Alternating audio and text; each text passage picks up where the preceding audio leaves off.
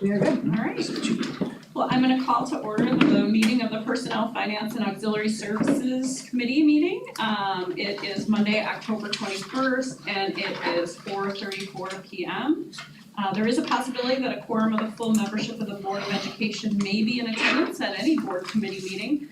However, there will be no full board action taken at any board committee. Only members of the committee may vote on any item on the agenda. A live broadcast will be streamed on the school district's YouTube page. To watch the recorded meeting at a later date, please visit the School District of Menominee Falls YouTube site. We are in Village Hall Upper Level Conference Room, number 3344/45 at West 156 North 8480 Pilgrim Road. Was the meeting properly posted? Yes. Okay. The first item on the agenda is approval of the minutes of the August 6th meeting. Can I get a motion to approve? Motion. Okay, motion by Ms. Holzman. I will second. Seconded by Mr. Watford. All in favor, say aye. Aye. Opposed? Okay, there are none. We'll move right into the discussion items, and the first item up for discussion is the athletic fees. All right, so we had a request to bring this to our committee to discuss, so that's why we're here tonight. Mr. Doug Amato is here too, so thanks for joining us. I know you've had a number of late nights, so thanks for one more for us. Yeah. So just wanted to kind of present some background information first, and then we'll go into what our athletics budget supports and does and pays for, and then also we'll look at comps in the area. So some background information is that our athletics budget is set each year, so the 24-25 budget is set at just over $680,000. And we bring in annually money from fees, so the fee payments from families for athletics and activities.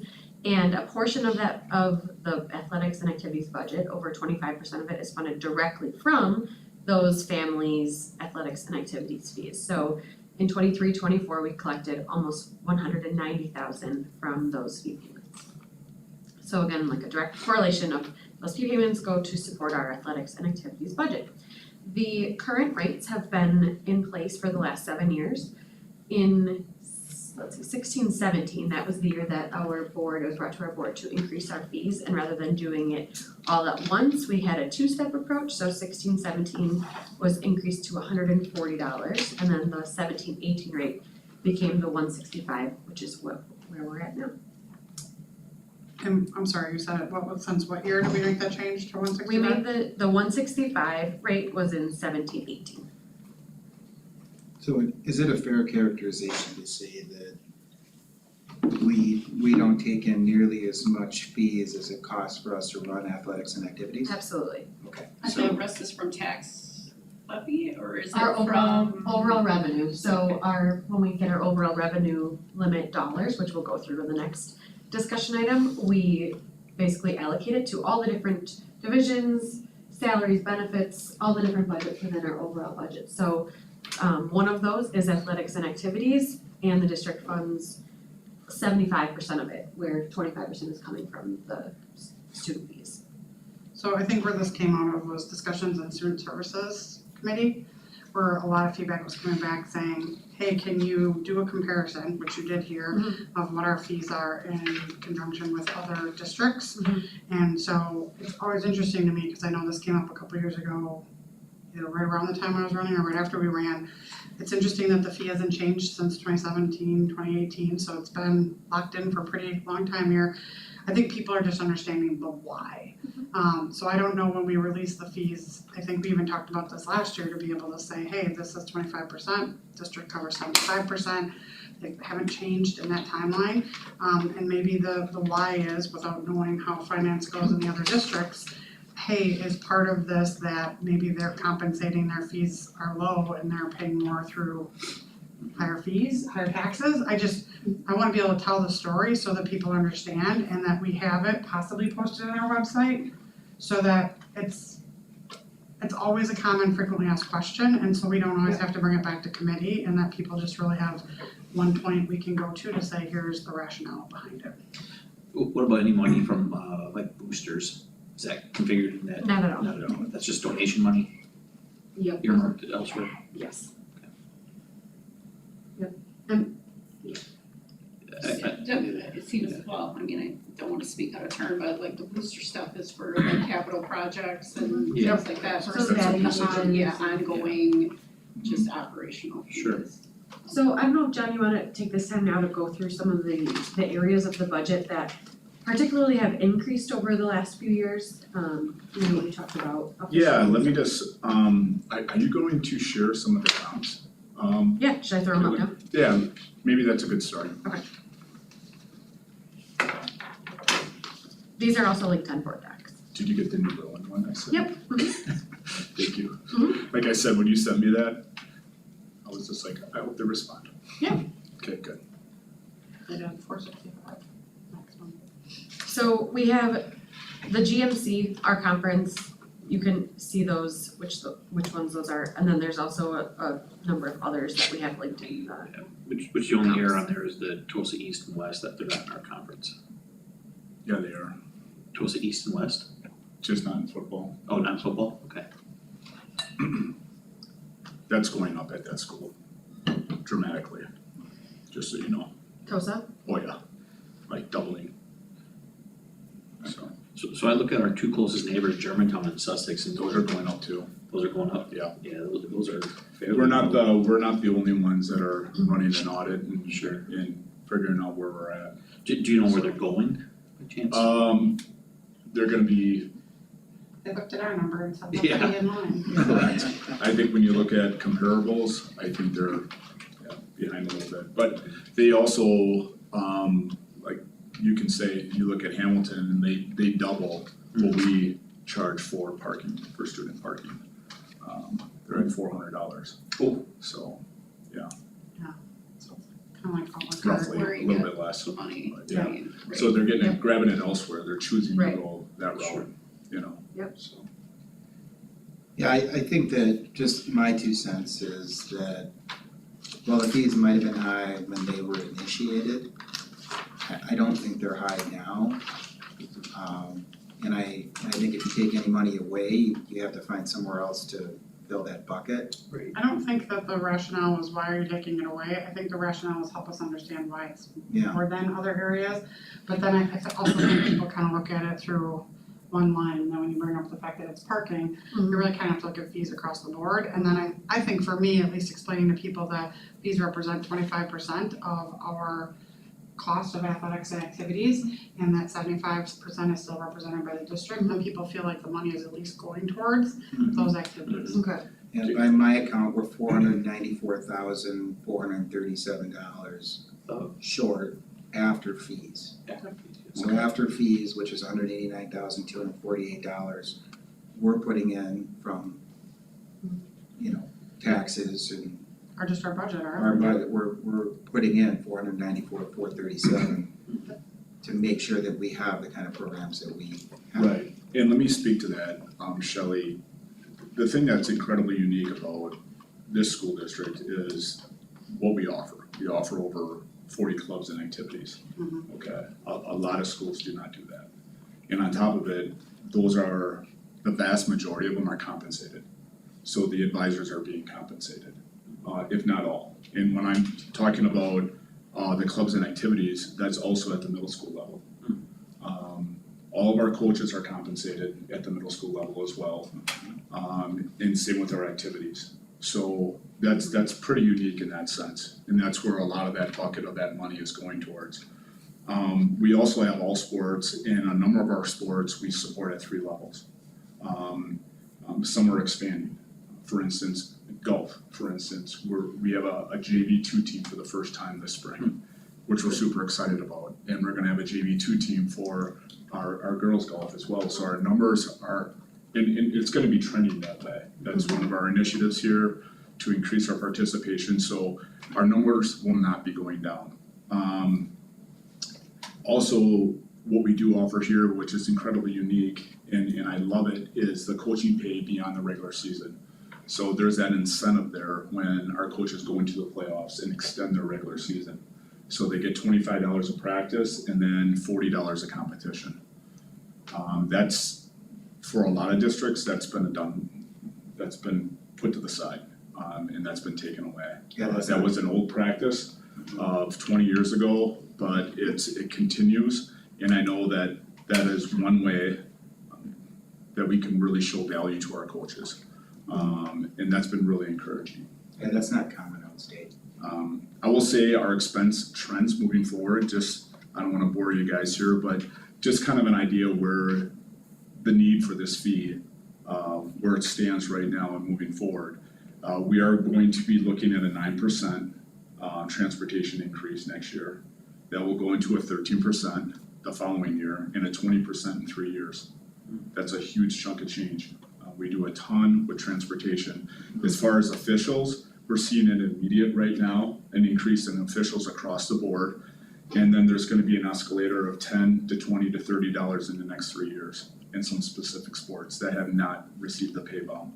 Fees for invites and costs reflect a major increase over the past years. So for instance, if we go to a volleyball invite, it used to cost $100, now it's $125. Now it's $150, they're getting theirs, yeah, through that. Any field or any kind of rental facilities, porta johns, restrooms, that has all gone up. And we do plenty of that in this district. I'm looking at our uniforms, it's kind of not sustainable. We're trying to be on a 4-year cycle, which is incredibly difficult to do with the increased cost in uniforms, right? You look at a set of uniforms for baseball, we paid $12,000 last year for it. Football was $45,000. And you try to cycle this every 4 years, it's very hard to do. So you gotta get creative with your teams, work with the Fund 21, maybe work halfies or whatever that is, split the cost, but it's difficult to do. The equipment and reconditioning, understand a helmet today compared to 10 years ago is a lot different. 10 years ago it was $250, they're $500 right now. And there's a born-on date. Every 10 years you have to replace your helmet. I don't know about you, but if I'm a parent, I'm not too, I I don't want know. my kid in year 9 or 8. Yeah, I don't want him in a 2014, even though it's tested and everything, and we go through that, you know, we're buying 20 new helmets this year, that's 10 grand. On top of that, there's increases in services, equipment, reconditioning, laundry, everyone is raising their costs. And then the last thing is, like, my future initiatives moving forward, I really wanna look at our event workers and the compensation that we have. I'd like to run an audit in our district and what that looks like and determine a restructuring of their pay. I think it's pretty outdated. And I also would like to do that with our coaches as well, whether it's an assistant or a head coach, and run that audit and run comps, which I'm starting to work on right now, and then look at restructure of pay. So, you know, just moving forward in the future, as I kind of outlined, things are going up quickly. And then if we want to, you know, retain our current coaches and attract coaches, the perks that we currently have in for our advisors, our coaches, and then moving forward with a restructure, I think is the right way to go and a great plan moving forward. So I hope that kind of gives you a better picture. It does, it really details it for what the budget costs. You should open up with that at a Mr. Gold meeting when we're putting numbers and contributions, because it shows in order to have world-class athletics, it does take an investment, so. It totally does, And right? activities as well, like 40 of them, and I love that it's at the middle school and high school, so Yeah. this isn't just a high school fee. Yeah. It was, we had a incredible turnout for Saturday's event. It was outstanding, sold out.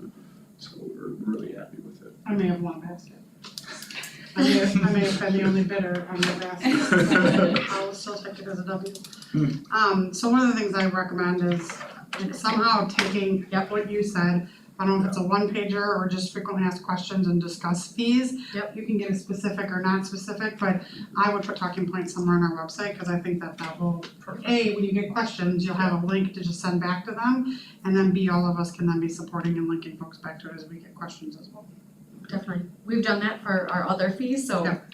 makes sense to add that Beautiful. in FAQ. Thank you, and thanks for all that One page backwork. for this. Yeah, you bet. Anything And else? then I will carry that message forward, cause I'm your glue for student services. Okay. Since the question came up there and I said, well, hey, I'm on the finance. That's right, yes. So then I will bring it back to them to just talk through what's going on. We do have some things we're working on in the background that aren't quite ready for this committee yet, sponsorships. So there's some things that will be completed this year, that we're excited about moving forward to kind of leverage sponsorships and some bigger moves. I mean, the realities of the money you just looked at and a lot of what was just discussed is that there's a lot more needs than what we have dollars to support. Great. But we have a lot of local businesses that are happy to give money, they've already started giving it this year, which we're very thankful for. Mhm. Mr. D'Amato has been part of that, with several organizations already. So we'll be refining that as we go, and then projecting some growth opportunities for us in the not too distant future. Awesome, look forward to that. All right, thank you, Mr. D'Amato. Yeah, thank you. Yeah, you bet. I think you should head out, so that Okay, you can get Thank to you. some dinner before what the time am I next- getting back here? The next one is set for Five? 6. It's at 6? Yes. Okay, thank you. Can't start any sooner than 6. Okay. Yep. This room or in the This big one. room? Okay. Thanks, guys. Thank Yeah, I you. appreciate it. Yeah, I'll see you in a bit. Thank you, John, appreciate everything. Thanks for doing the homework on that. You bet, you bet. Just send me that and I'll, Okay, appreciate that. yeah, I'll see you. Okay, the next item for discussion is the 24-25 October budget adjustments, certified state aid, and proposed tax levy. Turn it back to Caitlin one more time. Okay, so our budget is landing in a great place. We have all of our final budget factors. As a reminder, we get those on October 15th. And we try to have no meetings on our agenda, on our calendars from then until really today, because it's crunch time to run a lot of numbers in the last five or 6 days. So we are presenting a balanced operating budget. We'll show you those numbers tonight, which is really awesome.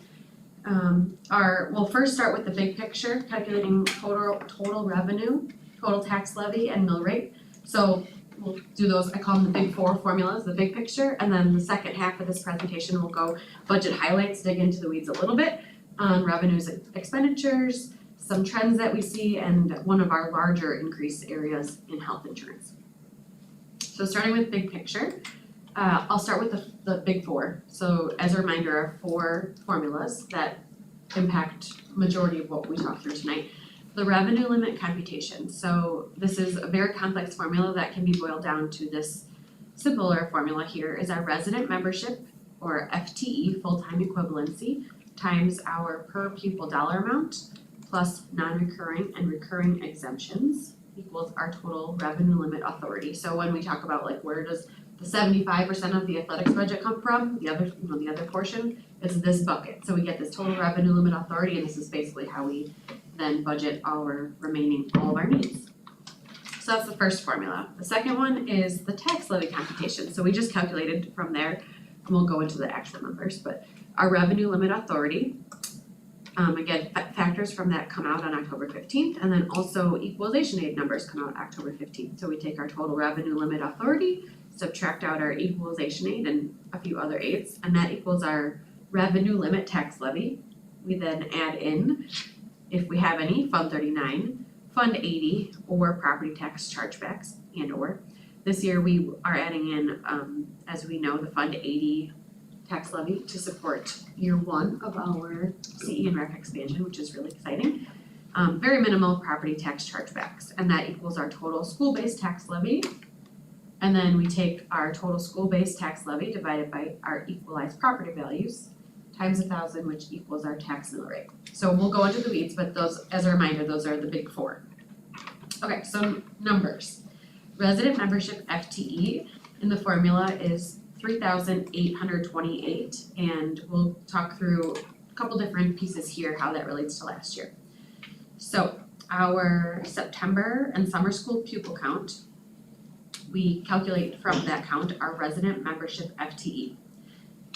The amount last year, the FTE last year was 3,853, this year is 3,825, so we are down 28 FTE. You can see the trend here, obviously COVID had an impact in 2020. We increased quite dramatically last year from prior years. But what matters in our revenue limit formula is the 3-year average. So it's the current year plus the prior 2 years.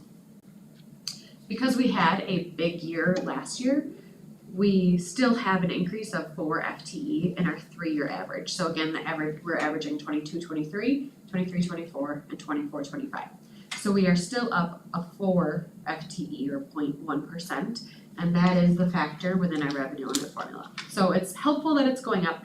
The formula takes into account an average because it's hard for a district to react to a swing in either direction. So the 3-year average kind of like softens the blow if you're declining, or just helps you spread out that revenue. The second component is our per pupil dollar amount. So in the state biennial budget, we now know there's a $325 increase each year. So from last year, we add on $325 to this year. So I have last year's number was $11,755.61. So we simply add $325, which is where we get our $12,080.61. I'm not going to dig into the weeds on non-recurring and recurring exemptions because they are much more minor in the grand scheme of things. And we calculate our total revenue limit authority. Our total revenue limit authority is an increase of $1.7 million or 3.7% increase.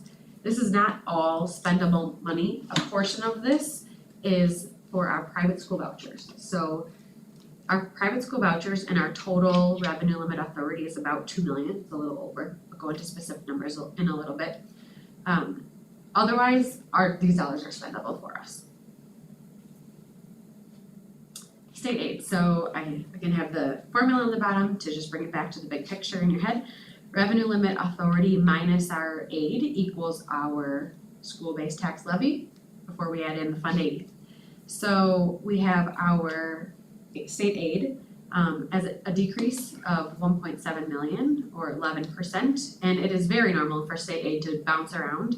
It is a complex formula that has many different factors that are going into it, and one of them is the amount of money that the state put in the bucket. The other is how all other districts are spending their dollars in comparison to the budget and in comparison to the state average. So there's a number of factors here. We did anticipate our aid would go down, so this was not a surprise to us.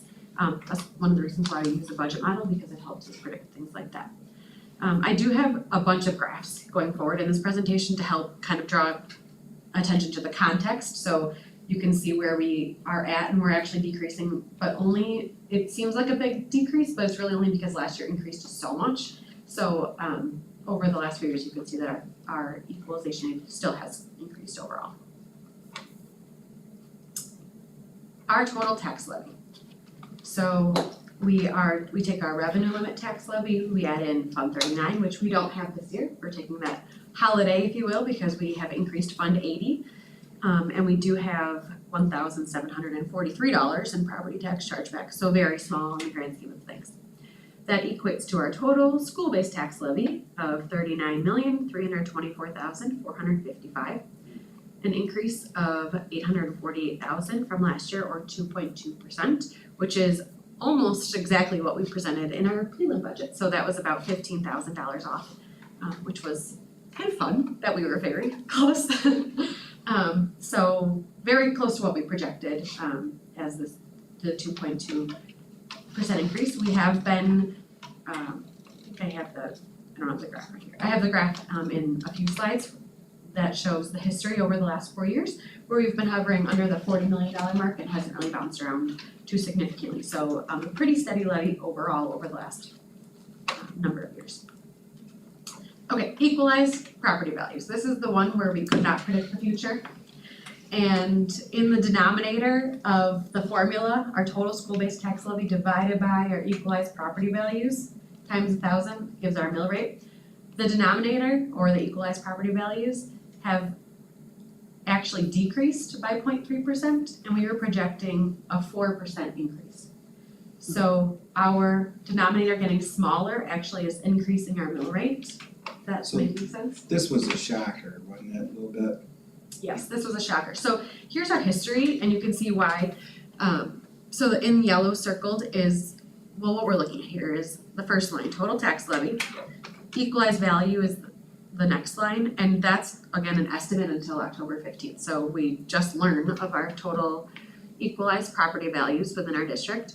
And you can see over the prior years, the increases. So we had 4%, we had 7.87, we had 11.67, 11.64, and in our prelim budget, we had a 4%. We saw clearly a steeper sharpening of the bringing it back to reality property values than we had anticipated in the trend. So that 4% that we initially estimated brought us to a tax mill rate in our prelim budget of 680, whereas now we're seeing 709.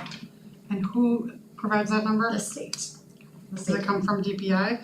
It actually comes from the Department of Revenues. Okay, perfect, that's what I thought. And there's no control that we have over this number in monies in, monies out, money transfers, any action of the district. Is that correct? Correct.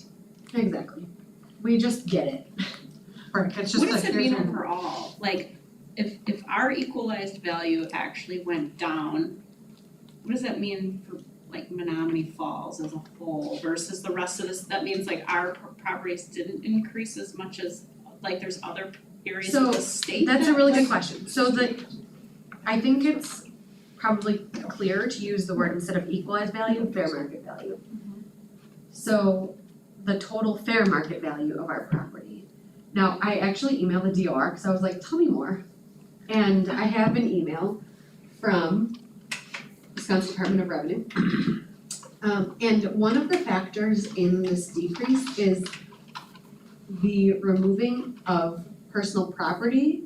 There was a change in the formula, personal property, removing that from the total. So that was one of the main reasons why we saw a decrease. So it's almost as if they took out so manufacturing companies, et cetera, are gonna have more personal property. Those are removed from the total. So I don't think it's safe to say, like, I would not say it's accurate that like everybody's homes have decreased in value. Instead, I think there were, this is Changes in from the calculation. DOR, yes. There were Late changes, breaking. there were changes in Yes. how this number was Was calculated. derived. Yes. Well, and Menominee Falls has a lot of manufacturing, so I guess what you're also saying is like, if you looked at like Sussex or something, and again, they're nearby, but I don't know if they have a lot of manufacturing, I know they do have some manufacturing, but like, did their equalized value, like, No, we are definitely low, low, okay, yes. it's probably due to the large amount of, Last year. Is it fair to say that we're an outlier in this area? I would assume we are, I haven't seen all the data yet on everybody, but I do know the state average is around 8% of an increase. What, So we are very low. Wow. is it possible they did it wrong? I can inquire. I mean, that was, I feel like if there's that much of a delta change and we had estimated 4%, can someone just relook at it and sure up that it's accurate? You'd like to think that they did that already, but it warrants inquiring again. Yeah, when I first looked at these numbers, and Caitlin and Matt have been working on it, like they said, all last week, that it was a shocker. This was a big, because we've had 11%.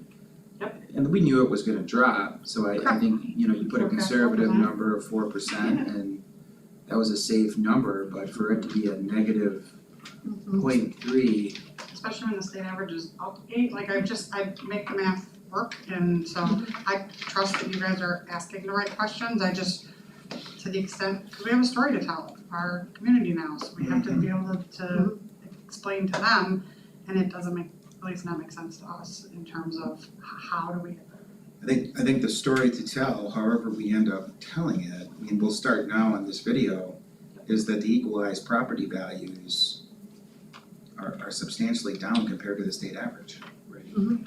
They're substantially down in the falls compared to the state average, which is a driver in how we're funded. It's one of the key numbers in terms of how we're funded. So that leads, so here's another graph of equalized property values. So you can see this sharp incline that we had increase in property values over the last few years. And that adjustment really in the grand scheme of things It's very low. is very minor, And but I mean, it's there are still- other years where the equalized property value did Yes. fall lower than the previous year, so I Yep. mean, it's not Yes. many, but. It's cyclical. So, Okay, I have actual years, cause I pulled longitudinal data, cause I was fascinated by the decrease. Okay, so we actually had a decrease in 2012 and 2013, Yep, I see that. and then 09 and 2010. So those are our most recent years. So it certainly is not unheard of, Not unheard of, just unexpected. and- unexpected. Yes, and we don't find out until literally October 15th, Yeah. so. Maybe that's what they mean by the October surprise. Look at you making a point. Look at that. But I'm bummed. Usually that's Joel. So that leads Speak to us to our mill rate, Brilliant. which again, unfortunately is higher than we have discussed in our prelim budget, so we are now looking at a 709, up from a $6.91 mill rate. So that's up 2.6%. And there's the math again, so it's our total tax levy divided by our equalized value. That equals our mill rate. So our tax levy hasn't moved much since our prelim budget. I mean, it's a decrease of about $15,000. So overall, our tax levy is consistent with what we've been talking about. Unfortunately, just our mill rate is up from our projections.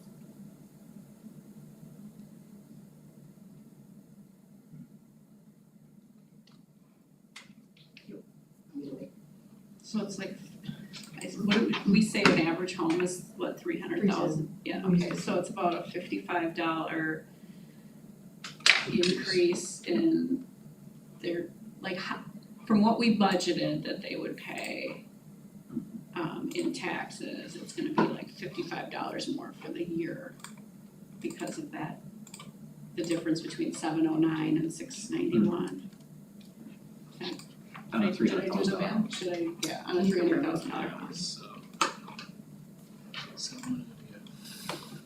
Because of the swinging numbers 2,198. out of our control. Yes. Right, Right. 2,198, the current mill rate, this was 60, Mhm. 2,108. So $90 increase.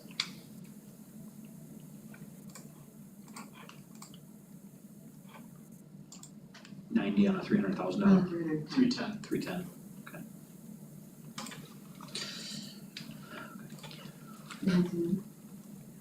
709. Let's see. 709 minus 691 is 18 cents. Oh, I did 680. Okay. That was our prelim. Oh, what did I just say? 691. Oh, you're using last year. Oh, Using last year. oh, I was using yes, I was using the number on the screens, but that was last year, This is not last the year. budgeted, okay, Correct. perfect, okay, then you're Okay. correct, okay, thank you.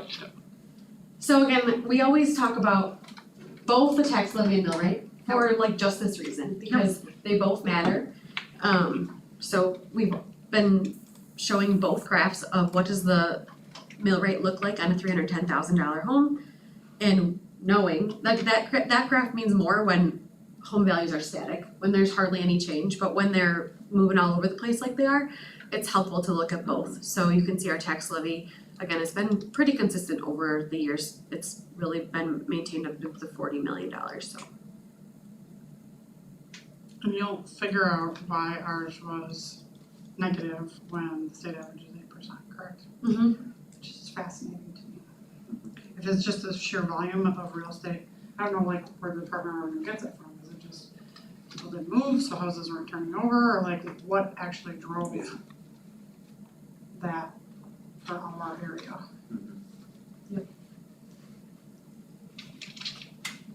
So again, our tax mill rate history, there's a lot of graphs because it helps put everything into context. So we still are, we're no longer at our 30-year low, but it's second to the 30-year low, so. So it's still the second lowest mill rate in 30 years. And of course, we do know home values have increased, so that's why we always look at both the tax levy and mill rate, but yes. Okay, private school vouchers. I don't wanna spend a ton of time on it because the main point is that this really is a net wash. in terms of we get the money in, we pay it out, Yep. and we get enough aid, equalization aid, to offset the tax levy increase for it. So the total impact to our revenue limit is a little over $2 million. So when we looked at that total revenue limit number, when I said it wasn't all spendable, this amount is in there and we have to pay it right back out. So this part is not spendable, we do increase the levy by this amount and then we get aid on it, so it's all helpful to know, just it's not all a taxpayer funded. But that is more than the number you referenced before, correct? Wasn't the number we had before, which said include private vouchers, was 1.7? Or is this, I gotta go back, so sorry. all good. Did I have it written? Did I say? Oh, this is the amount change. Amount change, got it, From the thank prior you. year. I thought it was the total, okay, never mind. Yes, so this amount changes our total revenue limit. Yep, The okay. amount change in just the vouchers. So you're just talking about the 2 million comes out of the 48, not Yes, I was 2 million like- out of the 48, yep. Perfect, And thank the you, amount I'm change in going just the vouchers is 400,000 awesome, approximately, 446. thank you, Yep, good my question. apologies. Good, no, that's good question. Okay, school levy tax credit is one last piece we're in the big picture world here. So historically, the state legislature has utilized the equalization aid formula to provide taxpayer relief. So again, that via the formula of revenue limit authority minus the aid equals the total revenue limit tax levy. Last year, the state legislature added additional funds to school levy tax credit rather than putting all the funds in the equalization aid formula, which means levies and mill rates didn't see as much relief, but on their tax bills, property taxpayers did.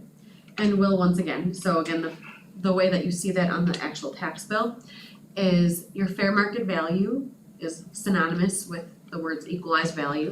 So the 419,000 in this example, the 419,600 times now the mill rate that we know is $7.09. If you're doing the math, you have to scoot the decimal over, so 0.00709.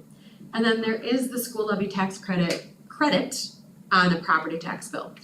It's safe to say this bucket of funds from the state is increasing, but not increasing as much as it did increase the year before. So if somebody's doing the math and wants to be conservative, just maintain that credit on your tax bill, it likely will increase, but to be conservative, if you're gonna do the math, maintain that, whatever, when you pull up your property tax bill from the prior year, just keep that number consistent. And this is how the mill rate matters to a homeowner. This is how it actually comes into fruition via the tax bill.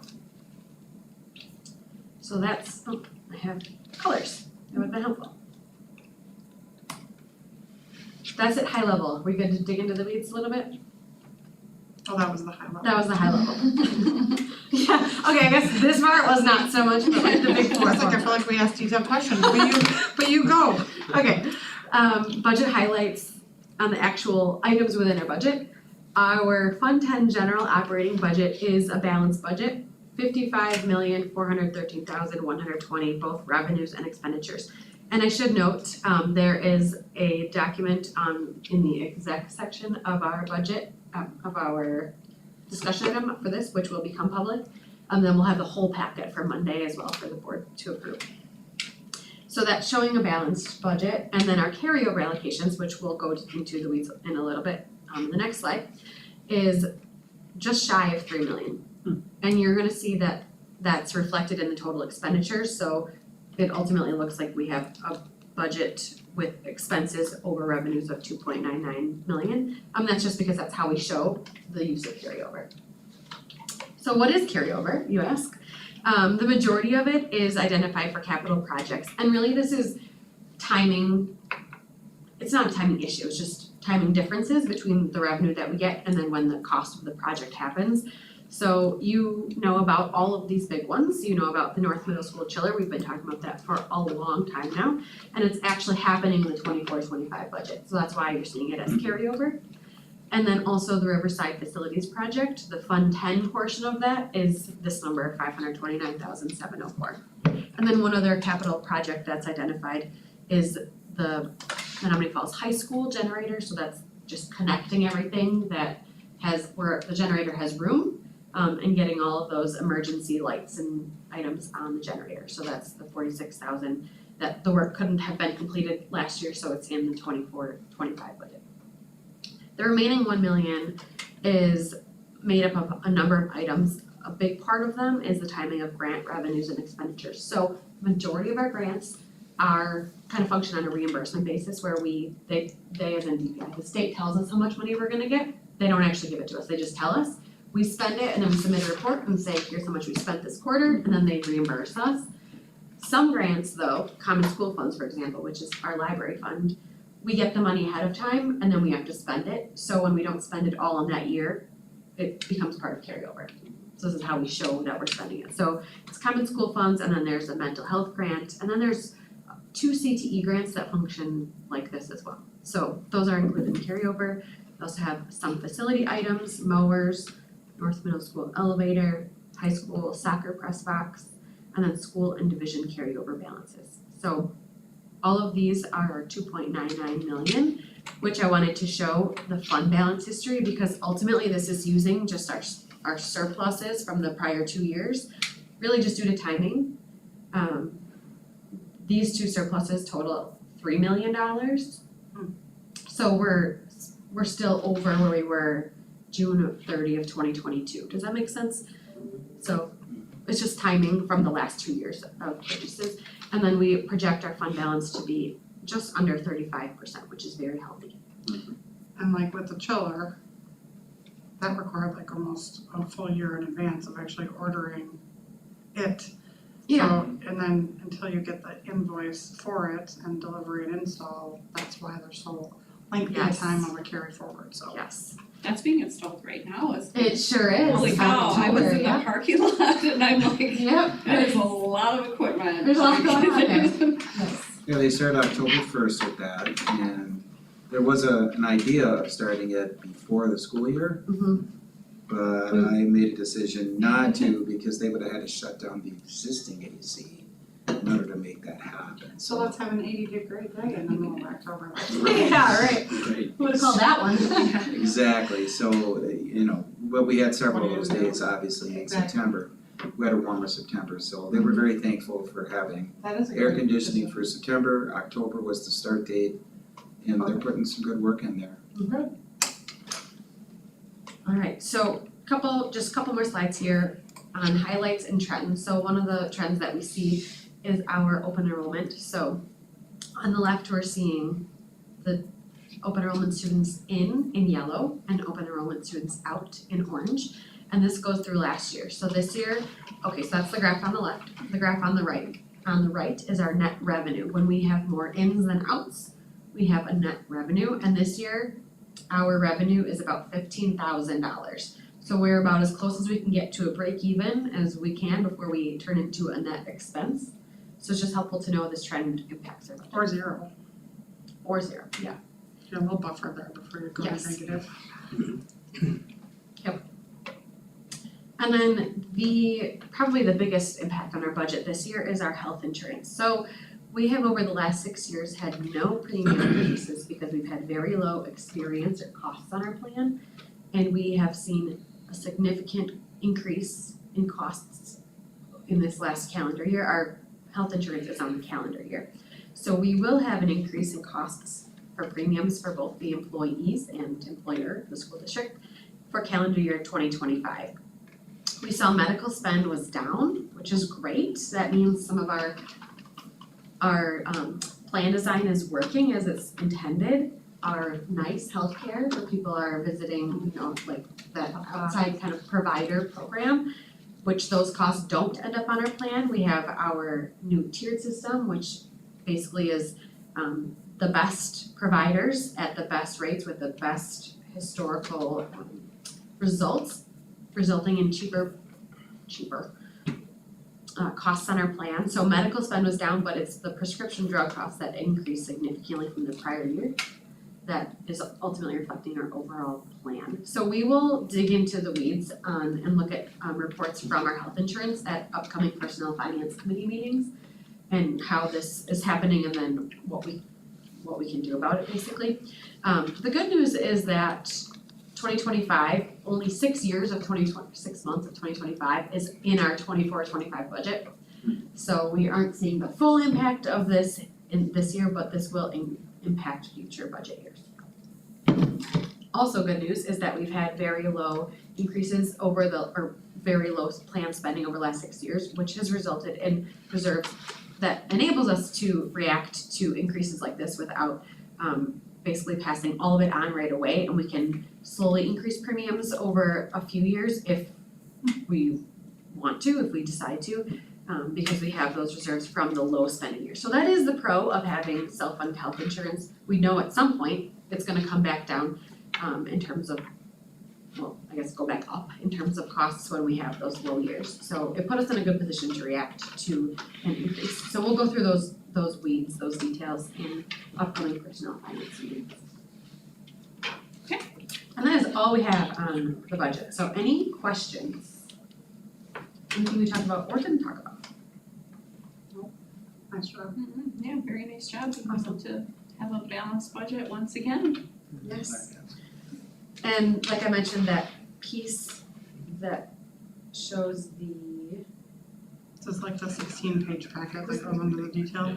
this is yes, this is page 1 of the 16-page packet. So the numbers we talked about tonight,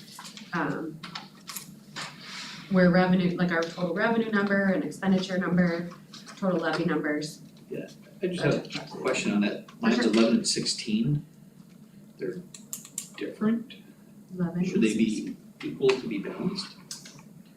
Oh yeah, so that difference is the carryover, so that should be the Okay, okay. 2.99. That's what, The carryover, okay. Yep. he asked me on the side, you brought it up when we privately Yep, met, so. That is a great, so that is why I kinda showed it Yep, okay, so broken out it's right like this, there. so that it's gonna look like we're not balanced, but that is intentional, and that's why and in our Okay. final budget packet, we'll have the carryover list that identifies everything that adds up to that Perfect, yep, 2.9. that's perfect. Good question. Yep, carryover. Yep. Right there. Just looking for my notes. Mm-hmm. You had it all on, you had It's it all right on. here. You're good. Alright, no more questions, great. Okay, so, that brings us to the last, item on the agenda, which is adjournment. Can I get a motion to adjourn? I'll motion. Alright, motion by Mr. Whopper, I will second. seconded by Ms. Holzman. All in favor say aye. Aye. We're adjourned.